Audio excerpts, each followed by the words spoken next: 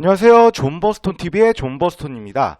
오늘은 반도체, 5G, 그리고 에너지 저장 장치 등의 사업을 영위하는 서진 시스템에 대한 분석을 하도록 하겠습니다. 먼저 대표자는 정내어헉 님이고 설립은 2007년에 하였으며 상장은 2017년에 하였습니다. 다음으로 투자 포인트 몇 가지 말씀드리도록 하겠습니다. 첫째, 전년 동기 대비 증가한 실적을 들 수 있습니다. 서진 시스템은 5G에 필요한 통신 장비 부품, ESS, 부품 등을 주로 제조하는 기업입니다. 참고로 ESS는 에너지 스토리지 시스템의 약자로 에너지 저장 장치라고 불립니다. 기존에는 5G와 반도체 장비 관련주로 분류되었던 기업이기도 합니다. 분기보고서에 따르면 올해부터 ESS 부품 매출의 비중이 비약적으로 증가하였음을 알 수가 있습니다. 밑에는 분기보고서에서 가지고 온 매출 비중 표인데요. 보시면 ESS 부품 이거 비중이 26.5%로 가장 높고 그 다음으로는 통신장비 부품 이게 24.4%로 그 다음으로 높은데요. 여기서 주목할 점은 전년도 2020년도에 ESS 부품의 매출 비중이 9.4%였는데 26.5%로 엄청나게 껑충 뛰었죠. 이게 에너지 저장 시스템의 파워 장치 이런 거 등을 제조하는 거라고 합니다. 또한 분기보고서상 올해 1분기 실적을 보면 전년 대비 증가하였으며 SK증권 리포트에서는 사상 최고 수준의 분기 매출을 달성하였다고 합니다. 당기 순이익이 전년 동기 대비 감소한 주요 원인은 금융 수익 중 외화 환산 이익과 이자 수익이 전년 동기 대비 감소하였기 때문인데 이는 회사의 영업 활동과는 관련 없는 손익 항목입니다. 밑에는 분기 보고서에서 가지고 온 손익계산서인데요. 보시면 전년 동기의 매출액이 762억 원에서 1346억 원으로 엄청 높게 껑충 뛰었으며 영업이익도 전년 동기에 56억 원에서 92억 원으로 많이 증가를 하였습니다. 다만 당기 순이익은 전년 동기에 61억 원에서 46억 원으로 살짝 감소를 하였는데요. 이것은 금융수익 이 부분이 전년 동기에 94억 원에서 34억 원으로 이렇게 줄었기 때문입니다. 그래서 밑에 분기보고서에서도 가지고 온 금융수익 내용인데요. 이게 전년 동기에 이자 수익이 이게 1,000원 단위니까 약 10억 원이었는데 엄청 줄었고 그리고 외화 환산 이익이 전년 동기에 69억 원에서 약 20억 원으로 좀 줄었기 때문인데 이 외화 환산 이익은 환율 차이 때문이고 이자 수익은 예적금 등 그런 이자 수익이죠. 그런 거기 때문에 이 서지 시스템의 본업 이런 영업 활동과는 크게 관련 없는 손익입니다. 그리고 관련 리포트를 같이 보시면 이게 SK증권 리포트인데요. 서진 시스템 거고 내용을 보시면 서진 시스템은 올해 1분기 매출액 1346억 원, 영업이익 92억 원을 기록하며 사상 최고 수준의 분기 매출을 달성했다라고 나와 있죠. 다음으로 두 번째 투자 포인트로는 ESS 부문의 높은 성장성을 들 수 있습니다. 분기보고서에서는 글로벌 ESS 시장은 2015년부터 2020년까지 연평균 50.3%씩 성장하였다고 하며 국내에서도 2013년부터 2015년까지 연평균 192%의 증가율을 나타냈다고 합니다. 엄청나죠? 서신 시스템의 1분기 매출 비중이 가장 커진 ESS 부문의 높은 성장성을 알 수 있는 대목입니다. 밑에는 분기 보고서에서 가지고 온 자료인데요. S&E 리서치 자료에 따르면 글로벌 에너지 저장 장치 시장은 2015년 1.2 기가와트시에서 2020년 9.2 기가와트시로 연평균 50.3%씩 성장할 전망입니다. 국내에서도 2013년 28 메가와트였던 에너지 저장 장치 설치 용량이 2015년 239 메가와트시로 급증, 연평균 192%의 증가율을 나타냈습니다. 라고 나와 있고요. 또한 기사에서도 서진 시스템의 실적 1등 공시는 에너지 저장장치 부품 사업이라고 하였으며 자회사 텍슨을 통해 에너지 저장장치 부품을 삼성 SDI 등에 납품하고 있다고 합니다. 올해부터는 북미와 유럽 등 글로벌 신규 거래선을 확보해 매출이 무서운 기세로 오르고 있다고 합니다. 이거 관련 기사를 같이 보시면 제목이 서진 시스템 에너지 저장 장치 부품 급성장 전동규 사업 다각화 빗발이고요. 7월 12일자 비교적 최근 기사이고 내용을 좀 보시면 서진 시스템 실적 반등의 1등 공시는 에너지 저장 장치 부품 사업이다. 서진 시스템은 알루미늄 등을 주요 원재료로 각종 금속 케이스를 생산하는 기업인데 자회사 텍슨을 통해 에너지 저장 장치 부품을 삼성 SDI 등에 납품하고 있다. 올해부터는 북미와 유럽 등에서 사업을 펼치는 글로벌 신규 거래선을 확보해 에너지 저장장치 부품에서 주문자 상표 부착 생산, 이거 OEM이라고 하는데, 이거 제품을 납품하면서 매출이 무서운 기세로 뛰어오르고 있다. 그리고 에너지 저장 장치는 특정 시간에 생산된 전기를 배터리에 저장한 뒤 전기가 필요할 때 사용할 수 있게 해주는 시스템이다. 태양광과 해상 풍력 등 신재생 에너지의 단점인 전력 생산량의 불균형을 해결해줘 신재생 에너지 관련 시설에 꼭 필요한 핵심 인프라다. 이렇게 나와 있습니다. 그리고 세 번째 투자 포인트로는 전기차 관련주로 부각 가능성이 존재한다는 점인데요. 분기 보고서를 보면 서진 시스템은 신규 사업으로 자동차 부품 및 전기 자동차 부품 제조업도 하려고 합니다.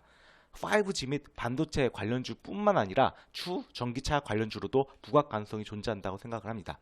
밑에는 분기 보고서에서 가지고 온 신규 사업 개요, 이거 표인데요. 보시면 자동차 부품하고 전기 자동차 부품이 이렇게 나와 있죠. 그리고 진행 현황 쪽에 2016년 서진 오토 설립하였으며 생산체계 구축 이렇게 나와 있습니다. 이게 자회사죠. 그리고 전기자동차 부품 쪽 보시면 전기자동차 연료전지 케이스 제조이고 국내 연료전지 제조업체 금형 개발 완료하였으며 여기도 서진오토 설립하였으며 2019년까지 생산체계를 구축하였다고 합니다. 그러니까 이제 슬슬 전기자동차 부품도 좀 이제 실적에 잡힐 수 있겠죠. 다음으로 제가 생각한 리스크 포인트 및 예상 반론은 아래와 같습니다.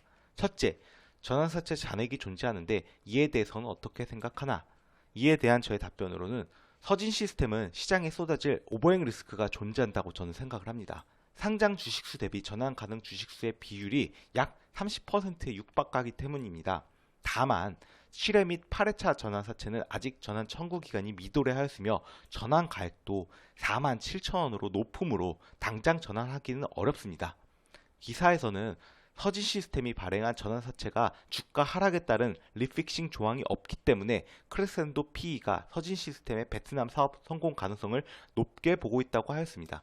이로 보아 전환사채 인수주체가 여기 크레센도 PE죠. 이 인수주체는 서진 시스템의 주가가 추후 47,000원 이상 갈 것이라고 생각한다는 점을 알 수가 있습니다. 밑에는 제가 전환사채 정리를 했는데요. 4, 5, 7, 8회차인데 6회차는 이미 전환을 하였고요. 4, 5회차는 전환가액이 29,000원이고 7, 8회차는 47,000원입니다. 그리고 4, 5회차는 지금 전환 청구 기간 시작일 4월달이기 때문에 이미 도래를 하였고요. 이건 나올 수가 있습니다.